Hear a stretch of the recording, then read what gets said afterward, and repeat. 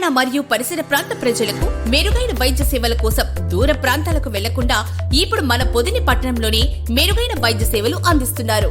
మన ఉడుమల హాస్పిటల్స్ పొదిలి మరియు దర్శి బ్రాంచెస్ నందు పొదిలి మండలం వేలూరు గ్రామ శివారంలో ఇటీవల నిర్వహించిన పేకాట శిబిరంపై పొదిలి పోలీసులు చేపట్టిన దాడి కేసులో కీలక పరిణామం చోటు చేసుకుంది.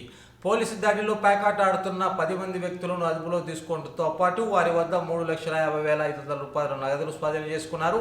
ఈ కేసులో నిందితులకు మంగళవారం పొదిలి ద్వితీయ శ్రేణి న్యాయమూర్తి ఎదుట హాజరుపరిచారు. విచారానంతరం కోర్టు ప్రతి నిందితుడికి 300 రూపాయల జరిమానాతో పాటు 4 రోజులు జైలు శిక్ష విధించినట్లు పొదిలి ఎస్ఐ రాజేష్ ఒక ప్రకటనలో తెలిపారు.